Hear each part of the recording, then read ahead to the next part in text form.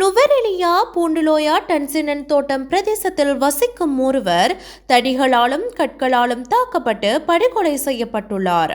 இந்த கொலை நேற்று இடம்பெற்றுள்ளதாக போலீசார் தெரிவிக்கின்றனர். பூண்டுலோயா டன்சினன் தோட்டம் பகுதியைச் சேர்ந்த 29 வயதுடைய நபரே இவ்வாறு கொலை செய்யப்பட்டுள்ளார். உயிரிழந்த குறித்த இளைஞர் தனது மகள், தந்தை மற்றும் இளைய சகோதரருடன் குறித்த பகுதியில் வசித்து வந்ததாக போலீசார் தெரிவித்தனர். இதன்போது தந்தை மற்றும் சகோதரனுடன் ஏற்பட்ட தகராறில் அவர்கள் இருவரும் தடிகள் மற்றும் கற்களால் தாக்கி குறித்த இளைஞரை கொலை செய்துள்ளமை விசாரணையில் தெரியவந்துள்ளது. இந்த குற்றச்செயலுடன் தொடர்புடைய 46 மற்றும் 18 வயதுடைய தந்தையும் மகனும் கைது செய்யப்பட்டுள்ளனர். மேலதிக விசாரணைகளை பூண்டுலோயா போலீசார் மேற்கொண்டு வருகின்றனர். இலங்கை போலீசின் உத்தியோகபூர்வ யூடியூப் தளம் சைபர் தாக்குதலுக்கு உள்ளாகியுள்ளது. தற்போது அதன் கட்டுப்பாடு தமது நிர்வாகிகளிடமிருந்து முற்றிலும் நழுவிவிடப்பட்டுள்ளதாக இலங்கை போலீஸ் அறிவித்துள்ளது.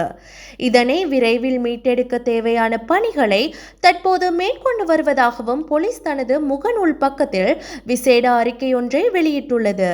இதற்கிடையே இலங்கை போலீஸ் திணைக்களத்தின் யூடியூப் தளத்தில் தற்போதைக்கு பிரெட் கார்லிங் ஹவுஸ் எனும் பெயர் கொண்ட வேறொரு தரப்பின் காணொளிகள் பதிவேற்றப்பட்டுள்ளது.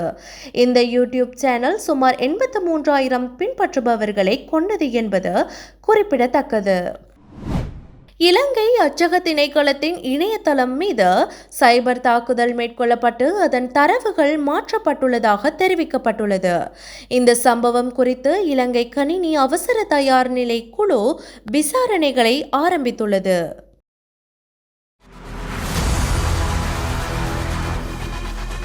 இலங்கையின் முதல் நிலை முதற்கர செய்தி வழங்குனர் வீரகேசரியின் குறுந்தகவல் செய்திகளை உடனுக்குடன் தமிழில் பெற்றுக்கொள்ள டயலாக் வலையமைப்பிலிருந்து REG இடைவெளி வீக்கி என்று பதிவிட்டு 87 960 என்ற எண்ணுக்கு குறுஞ்செய்தி ஒன்றை அனுப்புங்கள்.